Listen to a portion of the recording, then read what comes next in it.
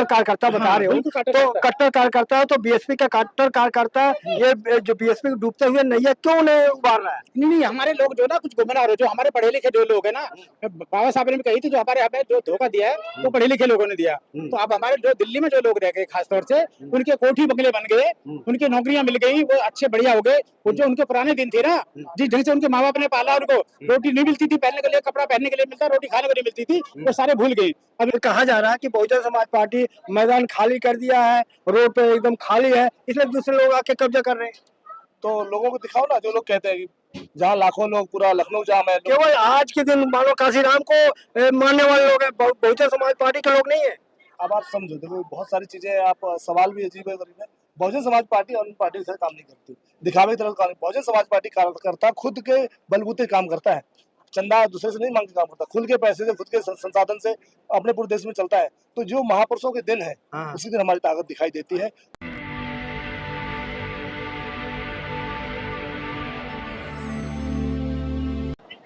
जय भीम, मैं मेवालाल और आप देख रहे हैं बहुजन समय। साथियों, मैं आज बहुजन प्रेरणा केंद्र गुरुद्वारा काम रोड से आके मैं आपको लाइव दिखा रहा हूँ, जो यहाँ जन सलाम उमड़ा है बहुजन समाज पार्टी के कार्यकर्ताओं का। कैसा आने वाला समय में बहुजन समाज पार्टी का आने वाला भविष्य कैसे दिखेगा। हमारे साथ बहुजन समाज पार्टी के पदाधिकारी है सुदेश आर्या सर, इनसे समझूंगा कि आखिर कैसे देखते हैं सर आज जो जन सलाम उमड़ा है, क्या लग रहा है कि बहुजन समाज पार्टी फिर से दिल्ली में चमत्कार करेगी? पहले तो सर आपके चैनल के माध्यम से हम सभी लोग माननीय श्री काशीराम साहब के 19वें परिनिर्वाण दिवस पर श्रद्धा के सुमन अर्पित करते हैं और इस संकल्प लेते हैं कि माननीय काशीराम साहब ने कहा था कि जिसकी जितनी संख्या भारी उसकी उतनी हिस्सेदार। तो वोट हमारा, राज तुम्हारा, नहीं चलेगा नहीं चलेगा, इस तमाम आंदोलन के नारे काशीराम साहब ने गढ़े थे। उसको माननीय बहन जी ने एक बार नहीं, 4-4 बार उत्तर प्रदेश के राज्य में स्थापित किए। स्थापित नहीं किए, बहुजन महापुरुषों को दोबारा से जिंदा करने का काम किया। तो बहुजन समाज पार्टी कभी खत्म नहीं हो सकती। आपको संख्या बल के वोट के आधार पर आज भी नंबर 1 पार्टी है देश की, आज भी राष्ट्रीय पार्टी देश की। लेकिन अगर हम लोग जीत हार से देखते हैं तो बहुजन समाज पार्टी जीत हार की परवाह नहीं करती। हम पहले भी सरकार में आए, हम आगे भी सरकार में आएंगे।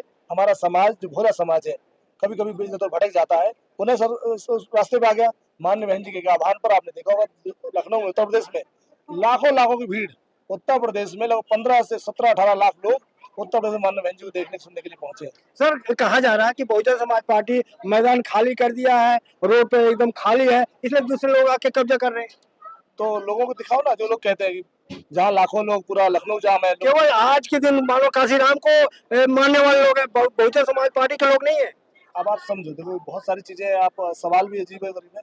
बहुजन समाज पार्टी और पार्टी से काम नहीं करती, दिखावे की तरह काम। बहुजन समाज पार्टी कार्यकर्ता खुद के बलबूते काम करता है, चंदा दूसरे से नहीं मांग के काम करता, खुद के पैसे से, खुद के संसाधन से अपने पूरे देश में चलता है। तो जो महापुरुषों के दिन है, उसी दिन हमारी ताकत दिखाई देती है। हम लोग दिन भर कमाते खाते हैं, लेकिन बहुजन समाज पार्टी जब हमारे लोगों पुरखों की बात आती है तो आपको लाखों लोग भीड़ दिखाई देती। कोई भी किराए का टट्टू नहीं है, सारे वर्कर जितने पदाधिकारी हैं, कार्यकर्ता हैं, वर्कर हैं, शुभचिंतक हैं, वो अपने संसाधनों से, कोई गेहूं बेच गया है, कोई जौ बेच गया है, कोई सरसों बेच गया है, कोई साइकिल से गया है, कोई बैलगाड़ी से भी गया वहां पर, तो कोई पैदल भी गए।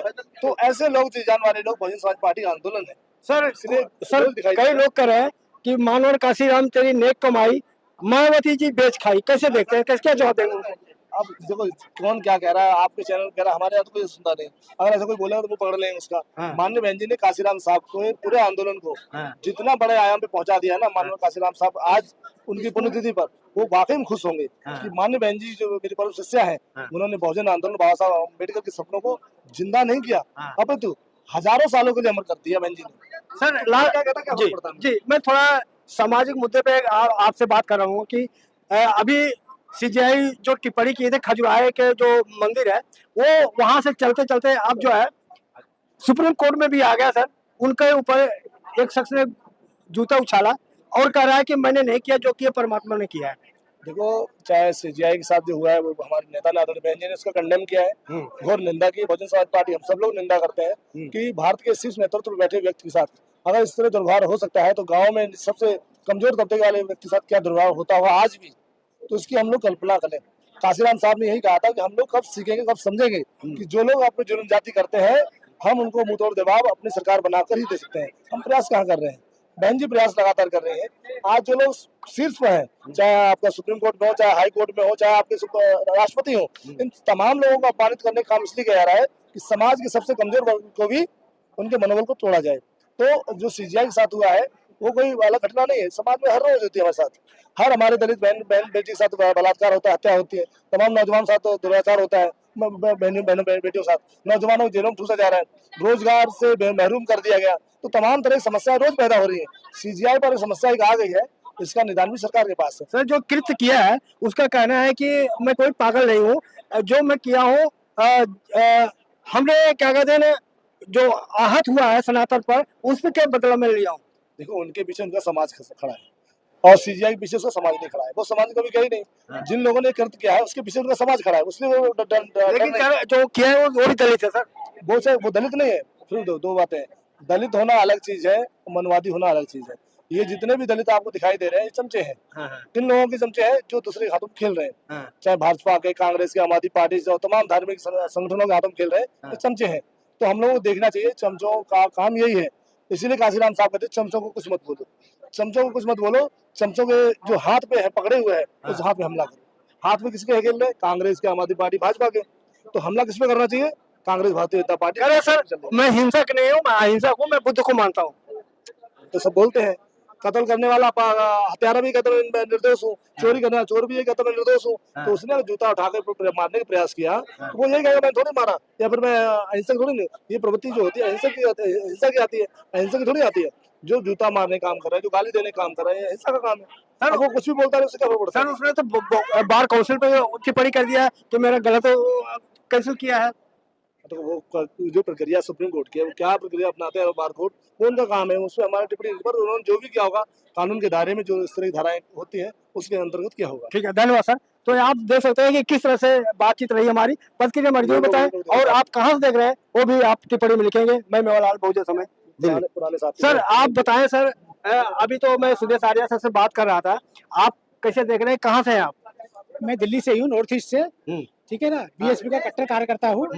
जो भी सीजीआई के ऊपर जो उन्होंने जिस तरह से जो हादसा घटना घटी है ना, वो बहुत ही निंदनीय है और इतनी निंदनीय कि वो दुनिया विश्व भर में जो है ना उसकी चर्चा होगी। सर आप तो कट्टर कार्यकर्ता बता रहे हो, तो कट्टर कार्यकर्ता तो बीएसपी का कट्टर कार्यकर्ता ये जो बीएसपी डूबते हुए नैया क्यों नहीं उबार रहा है? नहीं, हमारे लोग जो ना कुछ गुमराह हो, जो हमारे पढ़े लिखे जो लोग है ना, बाबा साहब ने भी कही थी, जो हमारे हमें जो धोखा दिया है वो पढ़े लिखे लोगों ने दिया। तो अब हमारे जो दिल्ली में जो लोग रह गए खासतौर से, उनके कोठी बंगले बन गए, उनकी नौकरियां मिल गई, वो अच्छे बढ़िया हो गए। वो जो उनके पुराने दिन थे ना, जिस ढंग से उनके माँ बाप ने पाला, उनको रोटी नहीं मिलती थी पहनने के लिए, कपड़ा पहनने के लिए मिलता, रोटी खाने को नहीं मिलती थी, वो सारे भूल गए। अब इनको रोजा बंगले, कोठी बंगले बन गए, तो सारी चीजें ना भूल चुके हैं। अब इनको कुछ नहीं पता है, सिर्फ अपना ही पता है। ये सब कोई कांग्रेस की बात करता है, केजरीवाल की बात करता है, उसने बढ़िया करा। तो बीएसपी में क्या कमी है कि जैसे मंत्री हैं, जो प्रोफेसर हैं, वो कांग्रेस ज्वाइन कर लेते हैं, बीएसपी में आते नहीं। वो सारे दोगले हैं, वो जो है ना सारे भ्रष्टाचार, एक तरह से उनके अंदर बेईमानी है, उनके अंदर भ्रष्टाचार। तो यहाँ क्यों नहीं आते? वो यहाँ संघर्ष करना पड़ेगा। कैसे आएंगे ना? वो जो चाटुकार लोग है ना, वो जो चमचागिरी करने वाले वो लोग हैं, तो यहाँ क्यों आएंगे?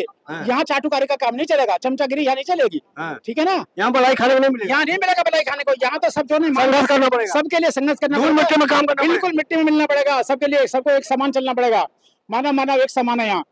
अच्छा सर एक चीज और थोड़ा हमें दर्शकों को समझाओ कि बसपा जिसको टिकट देती है वो आज आपको दिया, कल और किसी को टिकट दे देती है, ऐसा क्यों करती है? वो ऐसे करते हैं ना बहन जी, हमारी इतनी समझदार, इतनी होशियार है, उनको बाबा साहब को वो ज्ञान प्राप्त है कि वो समझ जाते कि ये आदमी कैसा कहाँ धोखा देगा हमें, कि हमारे सामने पहले से नहीं तय कर सकते, टिकट मिलने के बाद तो चंद करते नहीं। वो तो तैयारी 6 महीने से कर रहा है, 6 महीने से कर रहा है, तो 6 महीने से कर रहा है ना, वो भी उसको जो है ना सारा करेक्टर जान लेती है बहन जी, यहाँ की ये आदमी का उसका खर्चा करा के फिर चंद कर, खर्चा अपना करते हैं। खर्चा 10 रुपए करेंगे तो फिर 500 रुपए कमाएंगे। वो ऐसे लोग हैं, समझे। वो सिर्फ लूटने के लाते हैं। हमारी पार्टी में हमारा दलित वोट जो है वो पता है कि मेरा बगैर मेहनत के मुझे वोट मिलेगा। मैं यहाँ से सांसद या विधायक बनूंगा और धड़ाक से पार्टी छोड़कर तुरंत से दूसरी पार्टी। तो क्या पहचान है कि सही कार्यकर्ता कौन है, कौन मतलबी है, कैसे पहचान करें? नहीं, पहचान होगी जब जूते खाएंगे ना सारे लोग, अपना आप जो पीटते रहेंगे ना। अरे आप कैंडिडेट देते हो ना, तो कैसे पता लगेगा कि ये कार्यकर्ता जो टिकेगा कि फिर बिकेगा ही? देखिए ये तो कोई गारंटी ऐसे नहीं है, लोग ऐसे कोई नहीं बता पाता कि भाई मैं ये कैसे क्या निकलेगा आगे जाके। वो तो जब धीरे धीरे बड़ा होता है ना तभी पता चलता है कि हाँ ये आगे चल के। क्या बहन जी पैसे वालों को देते जो जमीन पे काम नहीं करता है? नहीं, बहन जी पैसे वाले से कोई मतलब नहीं है। बहन जी बिल्कुल, जो बहन जी के ऊपर सब आरोप लगाए जाते हैं और सब निराधार गलत है। हाँ। ठीक है, बहन जी के पास कोई ऐसा भ्रष्टाचारी नहीं है, ना टिकट पैसे से देती है। हाँ। बहन जी अपने आदमी को कहते हैं बहन जी से कोई मिल नहीं सकता। बहन जी को मिल नहीं सकता, तो बहन जी ऐसी ऐसी अच्छा, जो क्या करता बहन जी से डरते हैं क्या? है नहीं, करता का कोई बहन जी नेता से नेता डरता। नेता लोग। नहीं, बहन जी से लेता नहीं डरता, बहन जी को देता डरेगा जिसके अंदर कुछ कमी होगी। हाँ। यदि मेरे अंदर कुछ ना कुछ अंदर कमी है तो मैं बहन जी से डरूंगा, जरूर डरूंगा। नहीं तो बहन जी को कहाँ से आप बताए? मैं दिल्ली नॉर्थ ईस्ट से हूँ। नहीं, जगह का नाम बताइए ना। मीतनगर, मीतनगर। दिल्ली चौराहा में। तो क्या लग रहा है कि आप जो आज का सैलाब देख अभी रहे हो 2027 में बहन जी की सरकार यूपी में बिल्कुल अपने बाद जैसे 2007 में आई थी ना, उसी तरह से बीएसपी की सरकार 2027 में फिर दोबारा आ रही है बड़े जोर शोर से। चलो धन्यवाद।